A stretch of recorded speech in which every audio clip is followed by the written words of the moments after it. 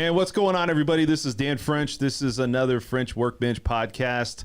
And we have a special guest again in studio today. I got one of my good friends here, Joey Andron from Simply Vegas. And Joey, how you doing today, buddy? I'm doing great, as always.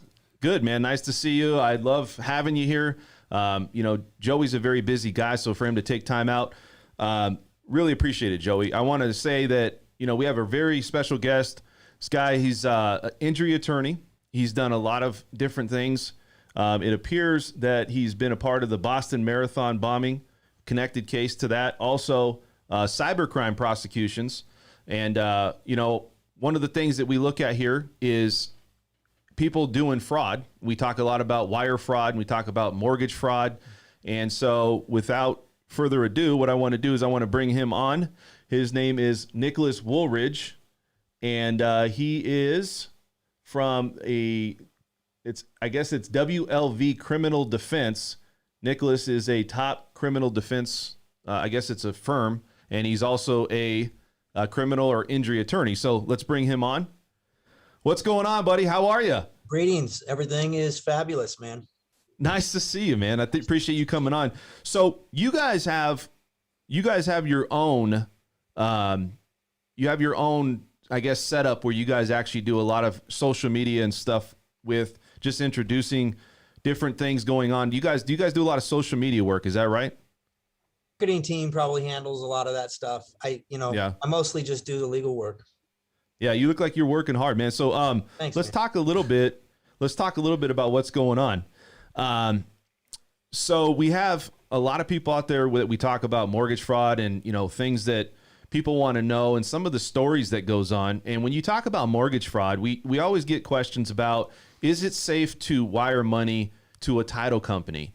And what other things that could come up? There's a lot of money that comes in with wires and mortgage fraud. And just in general, there's a lot of things that could be a repercussion to you if you're somebody out there that's committed mortgage fraud. Now, you do injury attorney work, right? You're an injury attorney. Is that right? Mostly? But we do have an injury. We do have an injury part of the practice, but another lawyer leads that practice. I'm mostly criminal defense. You do criminal defense. Okay. So let's talk about this. So some of the things that we see going on in Las Vegas, there's a lot of things that we see in the news. What types of what type of people do you represent when somebody is looking to seek an attorney for criminal defense? I mean, give us the rundown of how all that works, if you can. I mean, mostly what we would represent would be the person that's a target of the criminal prosecution or some type of investigation from law enforcement. Sometimes families could hire us, but it's mostly, we don't represent the family. We represent the target of the investigation, the defendant in the case. You represent the defendant in the case. So name some of the big, because everybody's interested in crime. Everybody's interested in how this whole process works. I think it's very, it's not it's unfamiliar. People don't know what the process is of hiring somebody like you. So how does somebody seek you out, or do you get assigned to people that have committed some type of criminal offense? Yeah, I do private work, so I'm not taking any appointed cases from the court. Okay. Somebody calls us or we get a referral and then we start the process. Okay. So have you dealt with any types of mortgage fraud, or have you, represented somebody that had mortgage fraud committed, or something pertaining to, let's say, real estate? Have you had any? Absolutely. I have. I haven't really had a real estate or bank fraud, mortgage fraud case in quite a while. I don't think that, the big time of that prosecution was around, 2008 to probably around 2013, I would say, is when the government was really going after people. And at that time I was in New York City. I was not here, but there was a little bit of it in New York, but I know a lot, that was a big business out here. That was a lot of people were getting prosecuted for mortgage fraud at that time. Yeah. Was that on the buyer side, or actually like the lender side, or both? The cases that I had were the buyer side. So when these people come and they represent, obviously you can't go into detail. What are some of the things that what are some of the challenges that they experience when they're dealing with something like mortgage fraud or something with when they're representing that part of it, or you are for the real estate side? You know, what is some of the challenges that you've seen some of these people have to deal with? I mean, the challenges that they are going through. Yeah, that they're going through. Like Yeah, some of the, I something mean, it's like, tough, right? no, it's extremely stressful, especially, you know, if you're being prosecuted by the federal government. It's on the state side, it's, you know, it's much easier to maneuver in there. But on the federal side of things, I mean, the penalties are extremely severe. You're definitely, you know, most of the time you're going to prison if they are being prosecuted. I mean, it's just part of it, you know, because usually the cases are pretty locked and loaded. They've got their cases down, and they're not taking cases unless they think they can win. And so the stress level for clients is extreme. And, you know, on a federal case, either you have a good case and you beat it, right? Or you have a shitty case and you take your medicine, or you become a snitch. What gets somebody to that point? Is it like, you know, identity theft? Is it falsifying documents? Like, what gets them to that criminal case? In terms of a mortgage side, on the buyer side, a mortgage Yeah. case, it'd be somebody making misrepresentations to the bank about, you know, certain material misstatements, either about their income or about what they're going to do with the property. I had a guy prosecuted in New York because they claimed it was a primary residence when it was going to be Like a vacation home? no, it wasn't. Or an investment home? It was going to be an investment. It was Investment. going to be an So investment. they actually went after him because of that. Yeah. Because we see that a lot, you know, on my side, you know, helping clients purchase a home, and if they can't make that move, but they're Correct. still looking, they're trying to negotiate that, say, hey, look, you know what, I want this to be my primary residence, but I can't do that yet. How can I negotiate, right, to that point? I mean, it's a big deal.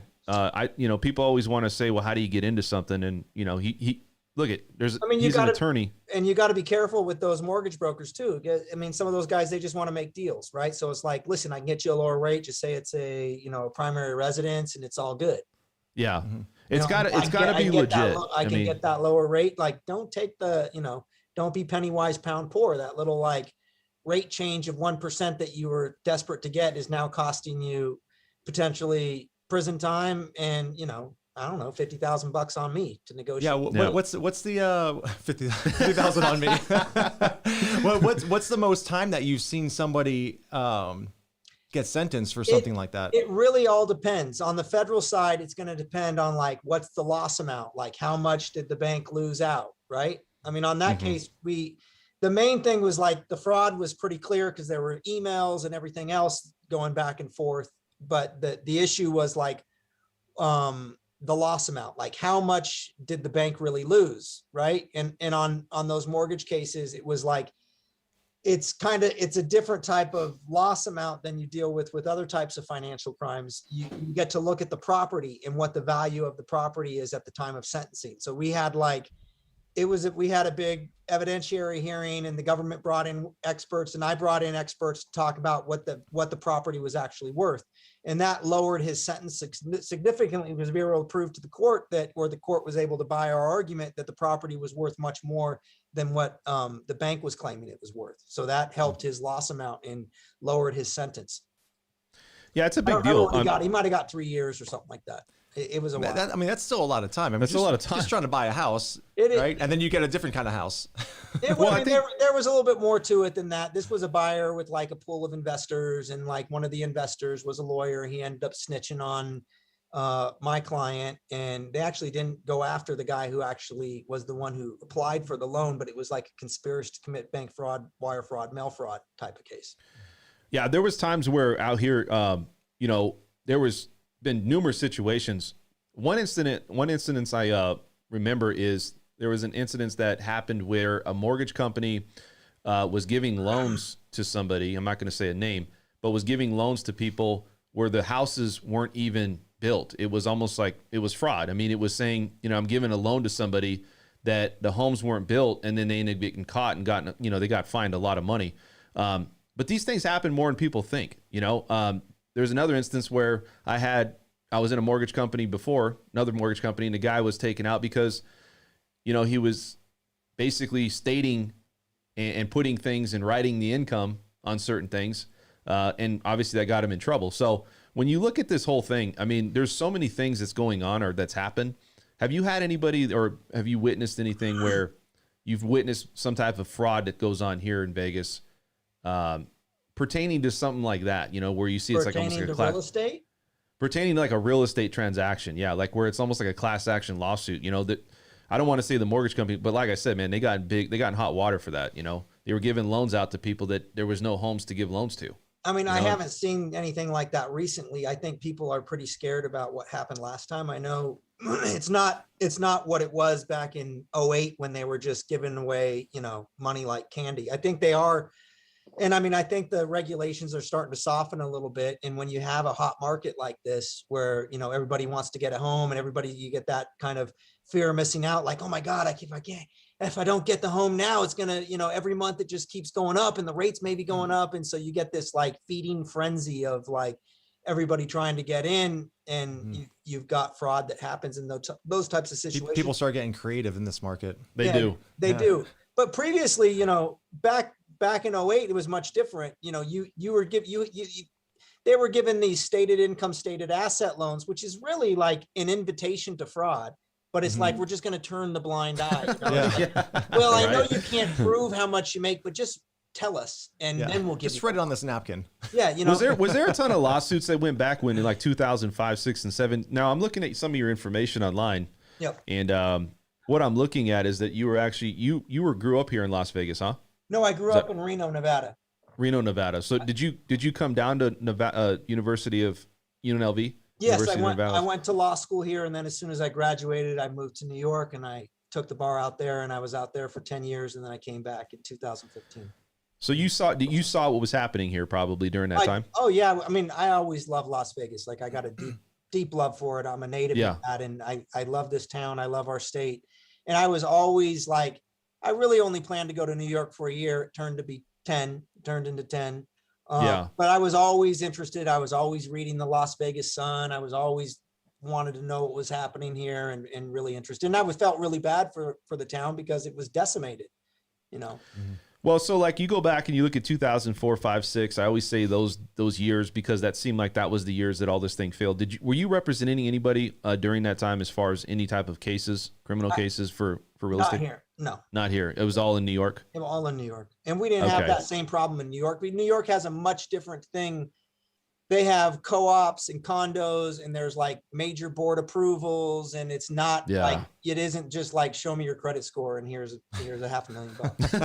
There's your nice little stucco house. 500 credit score. Here are the keys. Right. It isn't like that out there. Well, it's different, right? It's a faster paced life, obviously, you know, correct? It's definitely faster paced. Yeah. Yeah. You look at Las Vegas now, though, and you say, okay, well, it seems like, you know, with this whole market and everything that's going on, you deal with a lot of, you said, criminal defense. And I'm curious because I think a lot of people want to know some stories and some things that maybe you can kind of enlighten us on some of the things that's happened with you. Do you have any stories that maybe it would be interesting to know about on what goes on in Las Vegas? And, you know, just people they're curious, man. They love things about crime. They love things about what's going on. Do you have anything? Because it looks like you represented some high class, some of these high class not lawsuits, but cases. You know? Yeah, I mean, fuck, I've had a lot of cases in my. How long have I been practicing? Since '04, so that's like 17 years. Yeah, there's been a lot of shit. There's been a lot of stuff happening. So, kind of going inside about like, I mean, is there things that you can't really say based upon, you know, some of the cases that's closed with you? Yeah, I mean, of course. Yeah. But ask me something specific. You want something related to the market? Well, like people want to know, like, how, you know, when somebody gets a criminal attorney, right, that somebody's defending, do people just not care? Like, I mean, meaning they don't care, but are they worried, or are they just kind of like, well, I know I've already been caught, so I already know I'm probably going to do some time. So is it just, hopefully it's not as much as we think it's going to be. Yeah, no, everybody's scared shitless. I mean, you're scared. It's scary, right? So, I mean, it depends on what stage we get the case and what we're doing on the case. You know, people that are dead guilty, that's a much easier representation. What do I got to do? I got to try to show up. Can't go to trial. It's not a triable case, right? So let's start like getting into like, who you are as a person, the human being that you are. We're all human beings, man. And, you know, if just We are. somebody has done something wrong doesn't mean they're a bad person. Right. No, I mean, I think it's like one of those things where if it's a consistency of that character, that person, then maybe it's like, okay, well, you know what's going on. But those people are not hiring me, because people that are getting in trouble all the time, they can't afford a lawyer. They don't. The days of like the mafia where like you have these, you know, unless you got some like cartel guy, major drug thing or something like that. But those are few and far between. Most of the cases are people that are, you know, normal people. And either they got greedy, did something dumb, they were intoxicated and did something dumb, or did something horny, you know. Right. I mean, it's people that fucked up. You know these people. You know them probably your whole life. You grew up with some of these people. Are like, man, you remind me of the guy I knew in high school. You're just, like, you know, you're not. I know you're not a bad dude. You just fucked up, man. Yeah. Have you seen in this past, I would say 12 to 24 months, since we've seen a lot of people start migrating to Las Vegas? Have you seen a huge spike in cases? Oh, we are definitely busy as hell right now. I mean, it like paused for a second with that COVID thing, and it was probably about 2 months, 3 months where you're like, shit, man, we are like, you know, cash flow is low. What the fuck are we gonna do? Yeah. And then I think they just, I think they were just kind of concerned about where they're gonna place people. What are they gonna do? Is it safe? We can't flood the jails. We can't flood the court system. And now they've just like turned on the faucet, man. It's busy. So you talked about COVID. Do you ever go to court? I mean, you obviously do, but during the COVID, obviously there was people that, or did you guys like, virtual? Yeah, virtual. Is it I'm curious. Like, how did you guys? We're still going to court. You can, on a lot of cases, it's virtual stuff, like little appearances. I like to go to court because I like to get in front of the judge's face. It's much easier to say no when you're behind a screen than when I get in front of your face and say, you still want to tell me no, right? Yeah. This is probably a personal question. Have you ever represented any celebrities? Yeah. I had Floyd Mayweather Sr. We had a case. We did a little battery case with him. We got an acquittal on that. That was a couple years ago. That was kind of fun. That's cool. Yeah. That's cool. Nah, man. See, dude, I'm you know, Floyd. I think Floyd lives over in I think it's Southern Highlands, I believe. Yeah, I believe so. Not sure. At least he used to. I know that. Yeah, he used to. So, see, man, and that's what we're trying to figure out is like, you know, a lot of these people that are looking to kind of get an insight on what's happening with Las Vegas, some of the things that you deal with on a daily basis. What's the number one crime that you think you represent, would you say, or close to? I would say right now, and this is probably universal throughout the United States, probably the number one prosecuted crime would be like domestic violence cases. Is it really? Yeah. Especially during COVID, I heard that domestic violence cases just all spiked, right? They spiked, I mean, right? that's what's or is that just a rumor? I don't know. It looks the same to me. I mean, some of the stuff is bullshit. It's like, you know, you're at a casino and you and your girlfriend get into an argument, or it could be and the girlfriend pushes the guy, or the guy pushes the girlfriend, or throws a drink on her, and then he's getting arrested for a battery domestic violence, right? Wow. Life has changed. It has. It really has. And I mean, some of the cases we get where it's like, man, they're just fucking like, some of these cops are just, you know, they're just into, you know, I don't know if it's quotas or if they're just like, they've got an incentive. Dude, I've been not myself personally involved with that, where it's a domestic violence, but you're right, man. I mean, it seems like the calls are all the time. I went to this apartment complex and they're like, yeah, we probably have like 4 or 5 of them a week, you know, where cops have to go there and, you know, push people aside, you know what I mean? So it's kind of crazy.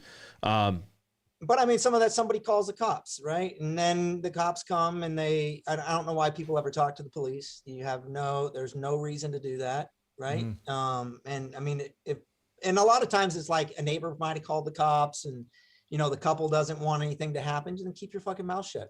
It's a closed door. How do they know they can't prove anything unless you start talking to them? Yeah. So so I'm going to kind of ask this. I wouldn't even answer the door personally. Yeah. I see a cop at my door. It's like, peephole, you have a warrant? No. Okay. You're trespassing. Get off my property. So even if the cops were called on you. Yep. Yeah. Right. Because they heard loud noises, they heard arguing, whatever. Just don't open the door. Don't open the door. Why would you You don't open the have to. door? I say that you look at the door, you look at them as like a salesperson, like a solicitor. What the fuck do you want? You're not invited to come here. So it's not law that they have to actually open the door for you. Then, Absolutely right? not, man. Right. So It's like a if law you knock that on you the have a door, right to privacy in your home, and they don't have a warrant. So get off. And unless the person from inside the house called the cops, then you would have to open the door. No, you still would. No? No. so if somebody, if the cop Interesting. goes to your door and he's like, "Hey, I can I come inside?" That's when really you got to make that Absolutely decision. not. No, you say no. Or if you get pulled over and do you mind if, sir, you don't mind if I, you don't have any contraband or weapons or anything, right? Oh, no, I don't, officer. Okay, so you wouldn't mind if I just do a quick inventory search of your vehicle real fast, would you, sir? Just step on out of the car. No, I do mind, actually. Let me put my recorder on right now. I'm just going to record everything just for your safety and my safety. Okay? No, you can't. What's the biggest case you've worked, Mike? I'm sorry, Nicholas? Nick. Excuse me, Nick. Probably the biggest case I had was one of the obstruction of justice Boston bombing cases. That was the Yeah. So what happened with that, Nick? Because I was reading this online and I was looking at some of this information. Sure. What happened with that? That was a case where we represented. He was a university student from Kazakhstan. He was here, and he and some other Eastern Europe. He's friends with another Kazakhstan kid, and he was friends with Tarnaev, the kid that they prosecuted and got the death penalty on for the Boston bombing case. Now, he didn't have anything to do with the bombing.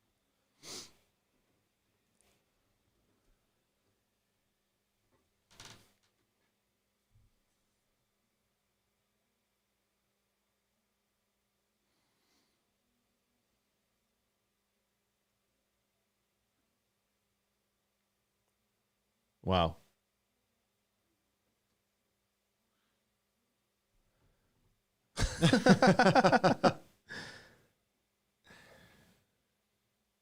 Yeah. It was dorm room and the roommates there, and they take some things and they go back to their apartment, and their girlfriend is there, and they get there and the girlfriend's like, oh my God, get that shit out of the house.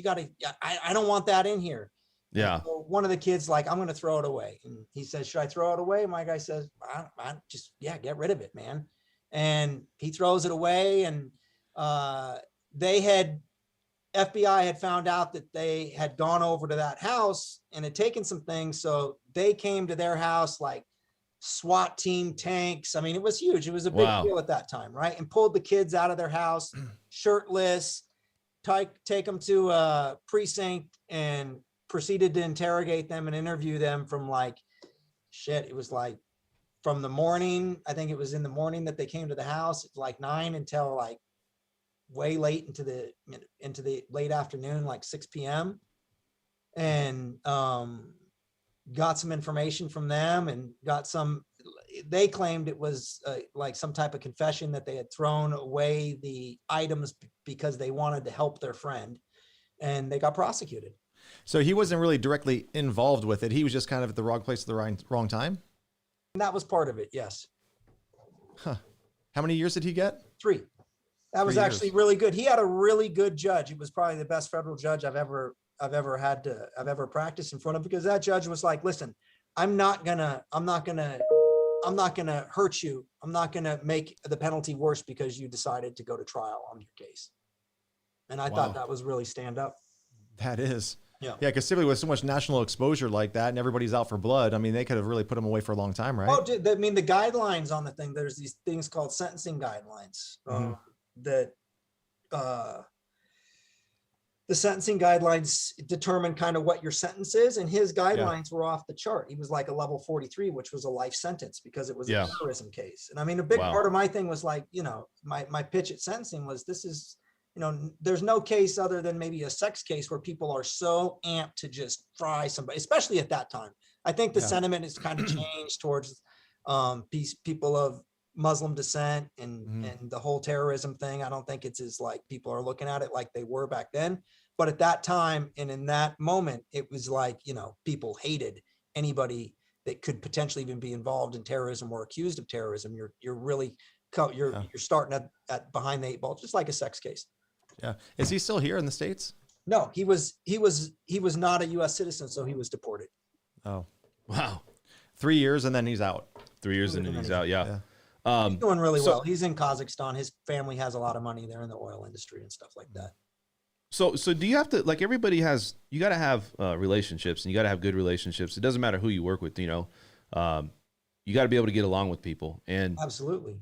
Do you have judges that you have to really, you know, I'm sure that some of them irritate people and you, but I mean, do you have good relationships with judges that you work with? I mean, I pretty much like everybody, even people that, you know, I don't have time to dislike people. And it doesn't really get me anywhere, right? So if I don't like somebody, I'm going to pretend that I do. You ever get a judge and you're like, oh, Christ. Oh, absolutely. Yeah, we have a track. We know where the like, sorry, man, it's gonna be a tough road. Yeah, but I mean, the judge can only do so much, right? It depends on what I need the judge for. If I'm going to trial on a case, the judge is just a referee. He doesn't get to decide whether my guy is guilty or innocent.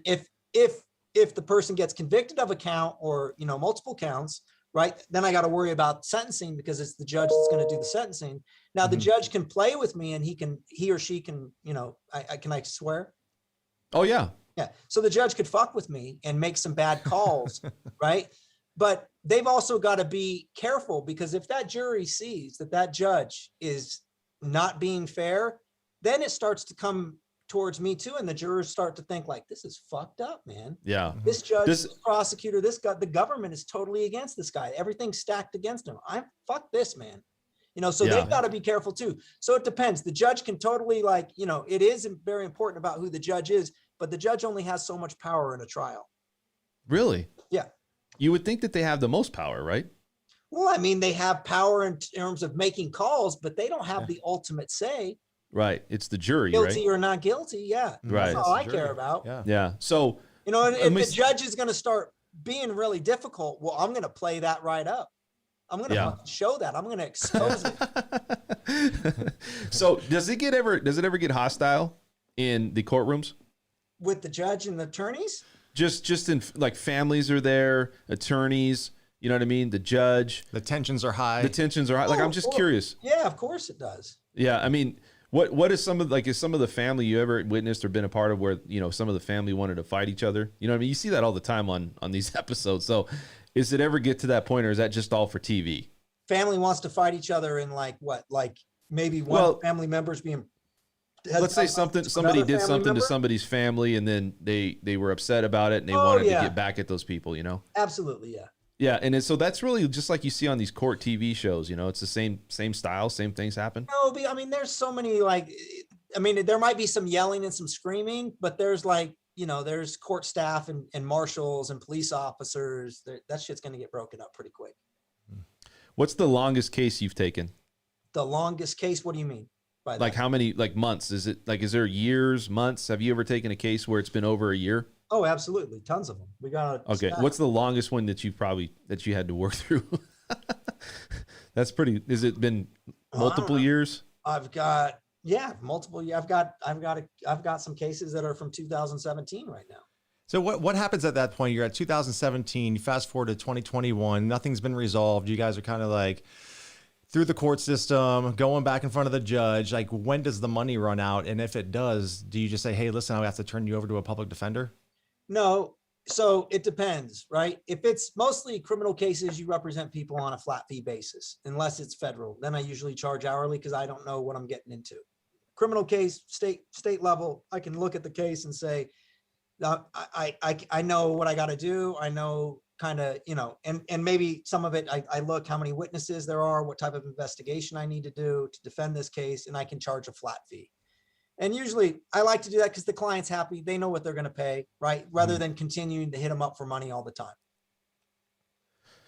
Well, let me say this. So you obviously have cases that you take on. What's the most, I wouldn't say the hardest, but what is the most outrageous, or would you say just different case that you've taken? Because there's a lot of cases out there that are, like you said, domestic violence. What's something that you took on? It's like, man, I didn't know I was going to take that case. You know what I mean? I don't think I've had that happen to me. No? No. So but you pretty much. I think the hardest cases to defend right now are probably sex cases. And those are like really fucking popular right now. I mean, they're fucking prosecuting those cases like crazy. And I mean, What is that? Is that like pedophile cases, could sex be trafficking pedophile cases? could be, you met it, and this is pretty common too out here. You're at a nightclub, day club, whatever, you meet a girl, you guys hook up, you go back, you have sex, and I don't know, she feels bad about it. She's got a boyfriend, something happens, and next thing you know, she's saying, dude raped me. So isn't that crazy? That is though? so crazy, because we're coming into pool season, so everybody better be aware Better of be this. careful, Right? man. Right. I'm telling You go out, you have a good time, you'll or get some drunk. girl you meet on like an app, one of those fucking dating apps, and you go out together and you swipe right, cool. you're screwed. Tinder.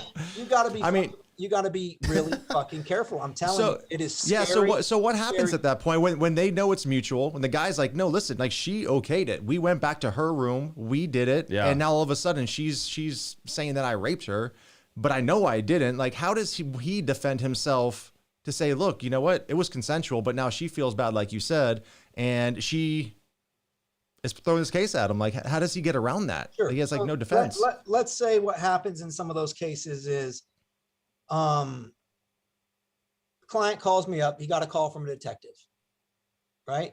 I got a call from a detective. Do you know what it's about? I don't. He said it was like, he's from the SVU, the Special Victims Unit, Sex Assault Unit. Well, did you have sex with anybody recently? Yeah, I did. Okay. Let me call the guy up. So call the cop, what's going on?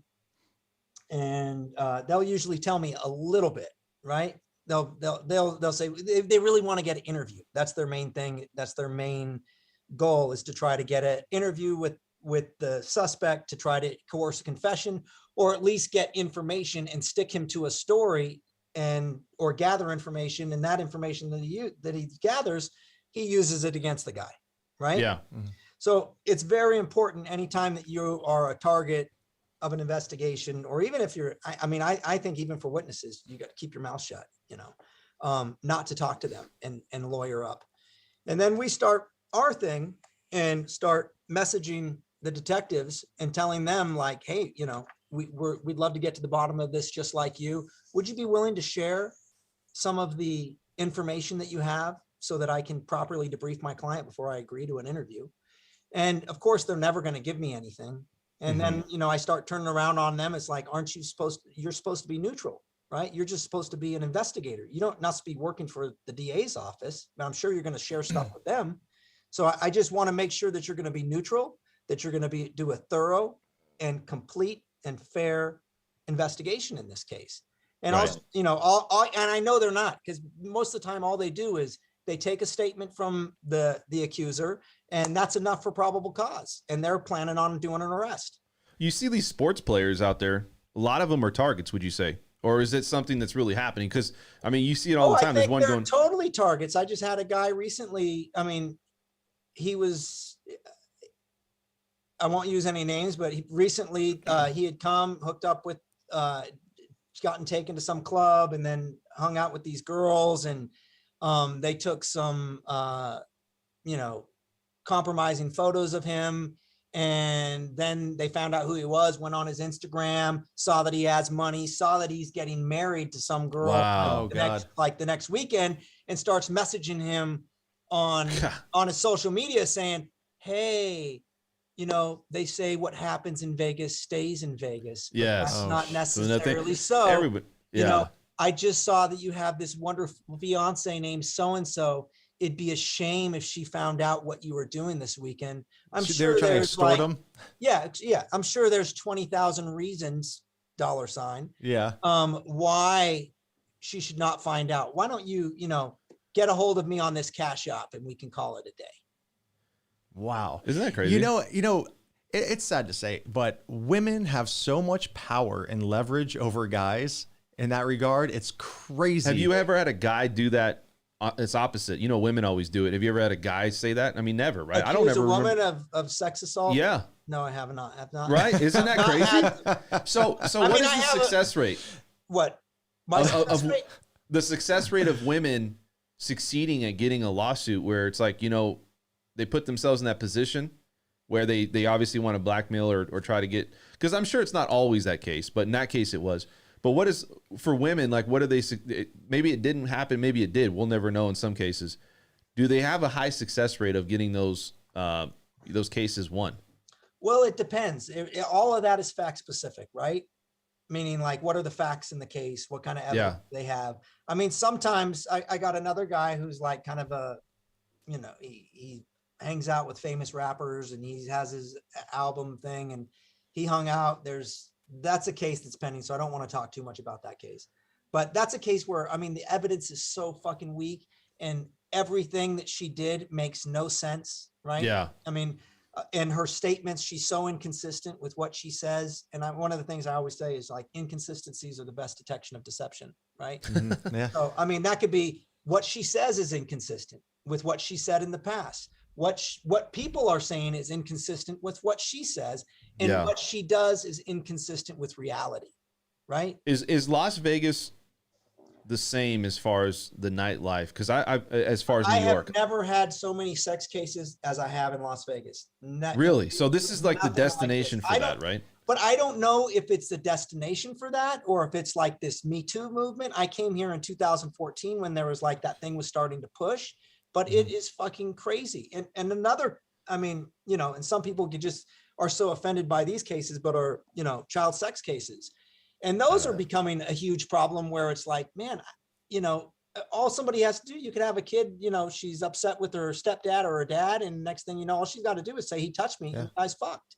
You're totally fucked. That like men are at such a disadvantage. And I'm not saying that they don't cross the line. Yeah, in many cases. It could happen. I mean, of course it could. Yeah. But there's so many cases. There There's are so a many lot cases of cases that are totally false, man. Exactly. I'm telling you. Like, but then you just ruin the guy's life forever. Even once you get cleared of it, his life is ruined for those years that he's accused of that. I mean, everything is taken away from him. He'll be taken away from his family. He won't be able to be around any children. As soon as his employer finds out about it, he's fucked.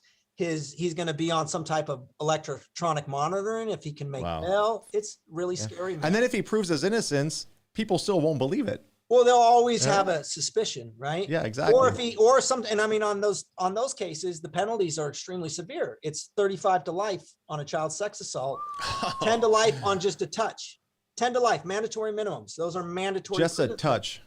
So whatever they deem is an assault or. Well, I mean, I got a case right now where there's a stepdad that tickled his stepdaughters, and they're saying that that's a lewdness.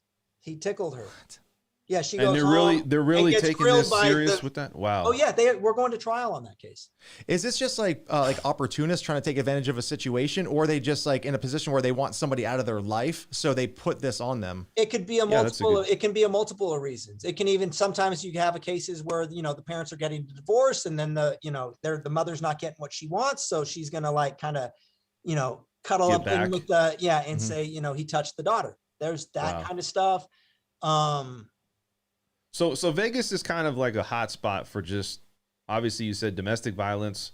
What about I think domestic violence is everywhere. Like it's not, I don't really know if it's a hot spot. We had just as many of those cases in New York as sex cases. What about drugs? Huge. Drugs are big too. Not as big as the others right now? Not as big as the others. Huh. Well, I think the drugs are becoming a little more mainstream. Yeah, I think so too. I don't think they give a shit. The cops, they don't care. They don't care. Weed's legal, If it's large quantities, still, then it means something. Little shit is like nobody gives a fuck anymore. Yeah, they don't want to feel like they don't want to go through the paperwork for like a dime bag. Now it's like treatment, things like that. There's a lot of alternatives. It's not like I say the same thing about some of these sex cases. I say one day they're going to look back at this shit. It was a huge fucking witch hunt, and they're going to say, "Holy shit, man!" I mean, when it really starts touching people in power, when they start knowing people that they're close to, or their son gets accused of something and didn't do it. And then they start going, wow, man, this is not fair. We've got to do something. Because the cases, one of the problems with the cases is like the rules of evidence change for those types of cases. They've legislated to make it more difficult to defend them. Yeah. You there? Yeah, I'm right here. Okay. I was just saying, so cut out for a second. So with those cases, what's the big difference? I'm curious about this, that when you worked in New York versus here, do you see anything different in New York or more in New York than you see here? As far as the cases you've taken. Oh, well, I mean, in New York, I represented a different type of clientele. I mostly worked with all Russians, and So the mafia, The the, ma- Ru- the Russian I mob. wouldn't call them Russian mafia. These are just like smart Jewish Russians that, got to come here on asylum, and they're very bright. Selling diamonds. They're into financial crimes. They're into lying, cheating, and stealing. That was the most of it. So it's probably hard to, I mean, I'm sure you figured this out. You've been doing this a long time, but for the average person out there that is an attorney, a criminal attorney, is it hard to not get emotionally involved? Like, you just literally have to stand on the fence and be like, look, I'm going to take this and this, and I'm going to put it together. But somebody's coming to you like, oh, Nick, I need you to, help us with this case. We really need to win this case.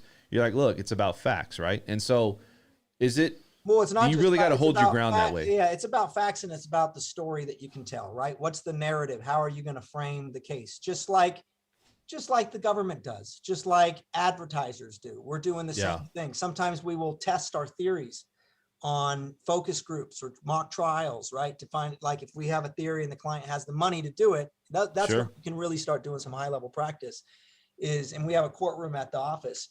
We start, we get some people and we pitch the case to them and start seeing how jurors are going to eat these facts. What do they think are the problems in the case? Sometimes you may see something that you don't think is a problem, or you may see something like, oh man, this is so fucked. This is such a big problem. And you focus group that thing and you find out people don't give a shit about it. Mm-hmm. Just like they do with products. Right. So as far as the jurors, you don't get to talk to them. Yeah. Do you get to talk to them? Absolutely. When we pick them, that's the only time though. So you pick them, and who else gets to pick them? It's the other side the too. Other side. They both have to agree on it, right? No, we don't both have to agree on it. We can strike as many jurors as we want for cause, meaning they have some type of like bias that makes it to where they can't be fair on the case. I see. And a lot of people will just tell you they just can't be fair, right? Yeah. So those people are struck automatically, and then you get a certain number of preemptory challenges that you don't have to have a reason why you're striking them, but you cannot strike them for discriminatory purposes. Like, I don't like that guy because he's black, right? I mean, prosecutors will do that all the time. They hate black jurors. They'll try to find a way to get rid of them because they're very distrustful of them. Really? And I'm speaking in generalities. I don't mean to offend anybody, but most of the time, that's very typical. That's crazy. I didn't know that. Yeah. Huh. Oh, yeah. So if you look at going back to the whole mortgage side of it, I want to talk a little bit about it. There's a lot of people that when we have loans and stuff that we generate, everybody's like, well, how do we structure it to get occupancy, things like that. Majority of the stuff that you said that you've dealt with is people lying on the application. Is that right? Yeah, it's not the lender. It's the people lying that they have. Well, the lender could be in trouble if they're lying to the bank, right? Because that's where the lender, when we're talking about, the bank's not going to get prosecuted. They're just, I don't see that happening, right? But the mortgage brokers they can get prosecuted, but it's usually they're going to go after the littlest people, right? They're the ones that's easiest to prove the fraud. The broker is never going to say, yeah, I participated in this fraud, or I helped to manufacture, unless they've got there's multiple buyers or that have, that can testify or say like, listen, man, I don't know what the hell that guy did. He just told me I'm going to make some changes to the application, and then he had me sign. I didn't know. Back in the day, man, it used to be stated. I remember guys that were just literally writing not me, obviously. I wouldn't say it was Sure, Dan. Right. Sure. But there was people that got caught in the office, quote unquote, getting handcuffed. I used to be in an office where we were subprime. We were the biggest subprime lender, or at least my company did a lot of subprime lending back in 2004, 5, and 6. Yep. And that was for obviously buyers that, subpar credit, subpar, they didn't have a lot of assets. Maybe they didn't make. So there was people that, it wasn't regulated, and now it's regulated, but you just see people get handcuffed. It's funny because all of these things that's happened, it seemed like that's obviously dwindled away, but it's just crazy are how they still doing stated income, stated assets? No. I mean, that shit it's almost exist. Right? No, it's almost illegal. It was like the Wild Wild West back then. Well, so they created the problem, and nothing happened to any of those people. I mean, what the hell do you think is going to happen when you say, just show me you can just tell me. You don't have to show me. Yeah. You have to prove. Yeah, shit. they created the environment. Just tell me. They set everybody up. The toxic environment that's ripe for fucking fraud, man. And that's what it comes down to. People always say, well, why does fraud happen? What is the biggest reason why fraud actually occurs? Greed. Would you say? Greed. Man. Yeah. Greed. That's like people find little loopholes. I mean, we're all greedy. We can all be greedy. Control your shit. What if you're that person out there though that's like, you know what? And I'm just curious. I'm just bringing this up, but like back in the day, because this could happen. These things could come back. There's some other way, maybe not stated where they're doing stated, but most people that get caught for fraud, usually in some cases they don't know they're committing fraud. Is that ever happened to you where it's like, that's not fraud. Okay. So like if somebody goes and says, you know what, I filled this application out and I didn't know that this was going to occur, technically, then they're just not really a part of that whole aura of being. You got to be more specific than that because that doesn't. So a lot of people don't know that they committed fraud, I think, you know, and some people don't know, like, for instance, some of these lenders, maybe they felt like, well, I'm just doing what the banks told me to do, you know? Yeah. Well, when you say fraud, right? Because fraud, this is what the definition of fraud is: a material misstatement. Yeah. Right. Meant to deceive the listener or to gain a benefit. Right. So, I mean, if you make a material misstatement and it has to be material, it's not like, oh, well, you know, I worked at this place from 2012 to 2014. It was really 2012 to 2015. Is that a material misstatement?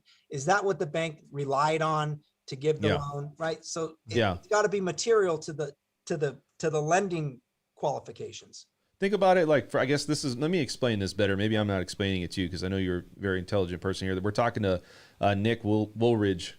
He's a criminal attorney, but he's dealt with a lot of, some cases he's dealt with, just fraud and mortgage fraud potentially, and then things with applications with fraud. So going back, if you go back to the day when I was telling you about 2004, 5, and 6, these people were just like a bartender. You know, it's like I'm a lender, and let's say a bank says, you know what, tell these people that you can get a stated income, right?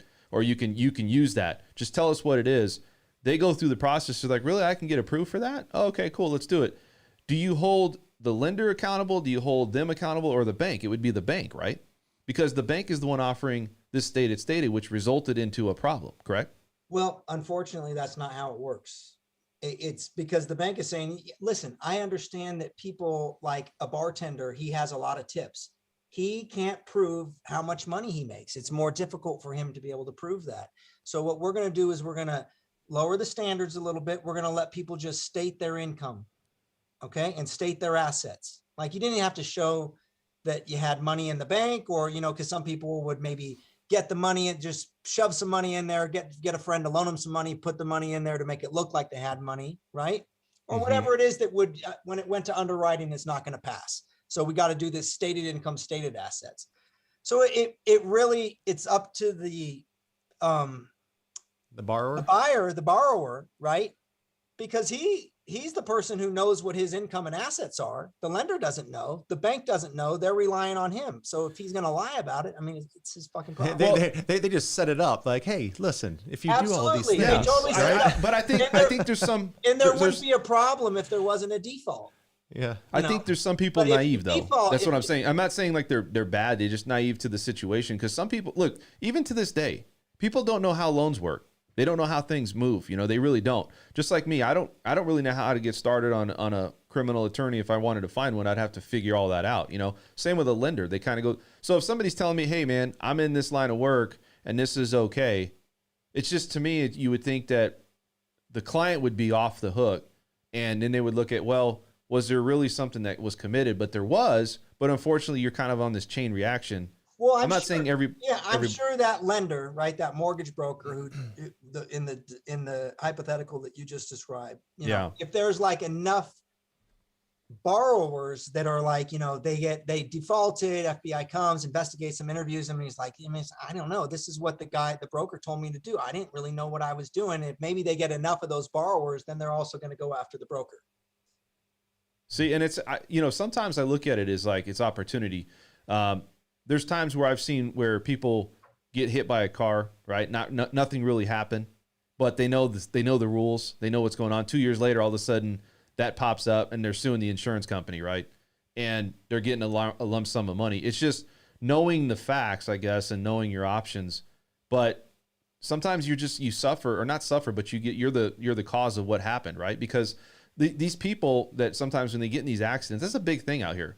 You know, our insurance is put out here where they're like, you know, car insurance is the highest in Nevada. There's no data that proves that we have the highest amount of wrecks or accidents, but it seems like it's a big thing for people out here for that, right? So I don't know. I mean, what are your thoughts as far as people just taking advantage of the insurance? You mean like fake accident stuff? Yeah, like it seems like people have opportunities, and it just seems like some people it's legit and some people it's not. I guess it's always going to be like that when you're hiring an attorney, but you know, I don't know. It's just kind of hard to prove either way. You know what I mean? Like, is it really legit or not? You know? Well, I mean, they go to the doctor and they get treated, and you rely on what the doctor says. Yeah. Right. Is it so? Out here we have a big thing. Like Joey, you have a big thing with injury attorneys, right? You see all well, I mean, I have a big thing, but yeah, no, they're everywhere. They're everywhere. Right? Everywhere. You know, and you know what's funny is I never really knew that there was this big of a attorney town. It seemed like it's been an attorney town, but I always think that, you know, if you're getting insurance and you're getting stuff that happen like that, it's a real simple way to get money. But then I don't know if the insurance premiums go up. I'm not sure how it all works. I really don't, but I'm just curious about that, you know, because it seems like injury attorneys, man, they're like on every billboard out here. Well, I mean, injury law is probably the law that on the plaintiff side you can make the most money. I mean, there's probably many more injury attorneys that are not making that type of money, right? Right. So, and then it depends on what kind of injury attorney are you? Are you like a trial injury attorney, or are you just like a settle cases, get as many cases in here as possible and just churn them out and settle them? Yeah. Do you see? You don't do that side of the business you mentioned, right? I do not. Okay. Not now. I wonder if it's like a big thing to do, like slip and falls in hotels. You know, walking through. Yeah, the that's day a club. good. That's a good one. Do you ever deal with that? Yeah, Nick? we do. I mean, and that happens. You know, I mean, it's hard.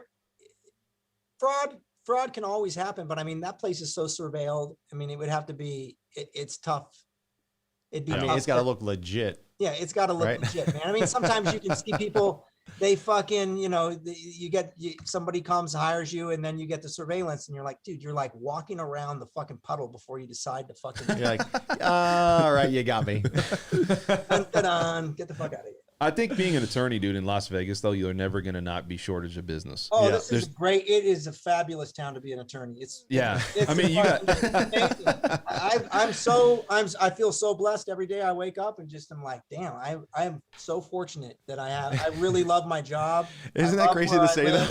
No, I love it, man. Because you know what, dude? People are getting in trouble. I'm not happy that people are getting in trouble or anything like that. But I mean, I know you're not. I know. This is also but it's business. This is also, and it's reality. It's much different than it was when I lived in New York City. I mean, you know, you live there. You've got everybody and their mom is like, you know, went to the Ivy League schools, and you know, everybody's trying to get in there and try to make it happen. You've got 88,000 lawyers. You could fill a whole stadium with them. Nobody gives a shit if you're a lawyer. They think like a lawyer. Oh my God, that's like you're a fucking lawyer. That sounds so boring. Like, yeah, isn't that crazy how it is? You know, artists. That's the thing. Yeah. Out here, how many attorneys? Do you know how many attorneys are in Las Vegas? I have no idea. I know how many realtors It's are. a competitive business, though, huh? Competitive field. I mean, I don't think it is anywhere near as competitive as New York. And really, yeah. And I mean, even like when I go to when I need a lawyer when we hire a new associate or something like that, it's hard to find an associate out here. Is there? There's not a whole lot of talent, man. I mean, sometimes for writing and stuff, I post ads in New York and find guys that I get to, you know. So if an attorney, I'm going to say this, I want to know, and I don't know if you know this, but if an attorney wants to start business out here and they take out, what I've heard is they take out big loans and they just plaster everything.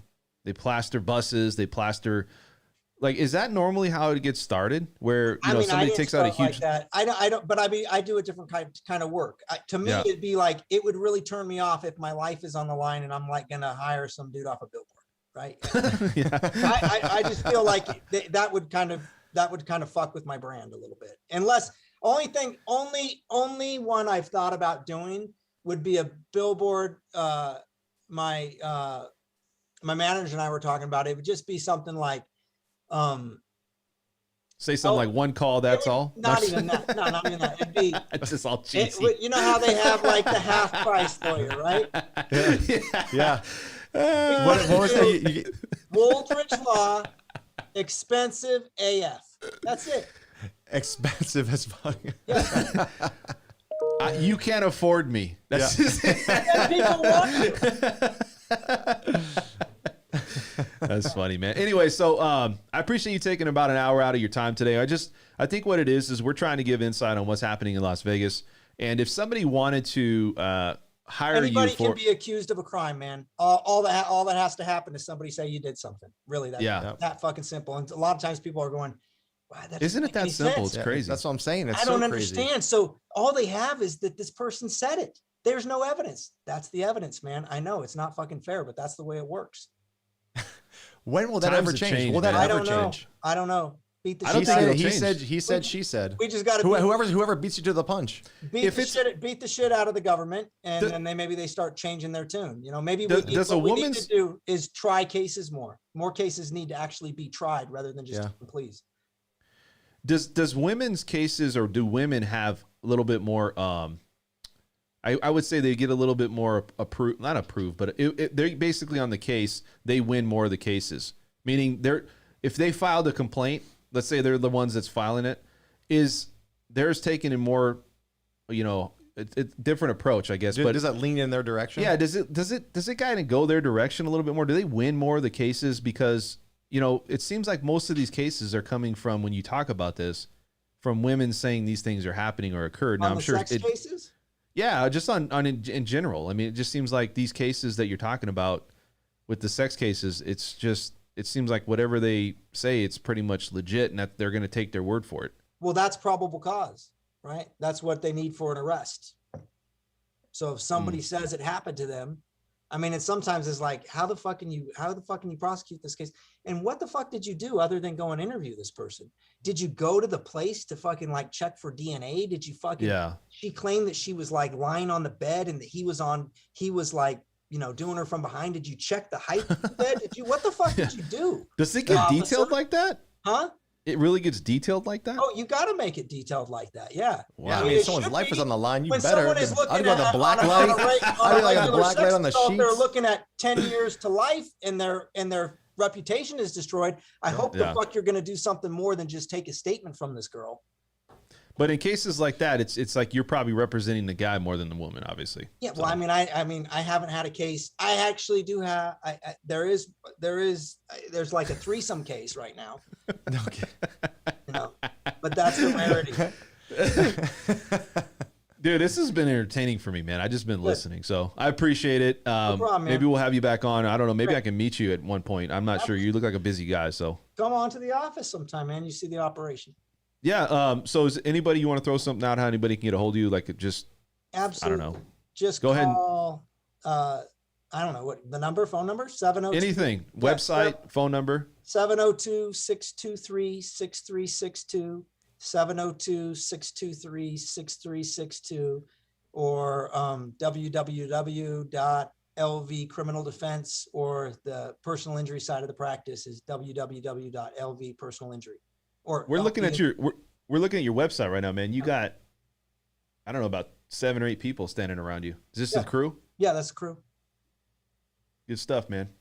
Thanks, man. All right, Nick. We appreciate it, man. I know it took an hour. We'll talk to you soon. Thanks, and look at us at the next video. All right. Take it easy, guys. Thanks, guys.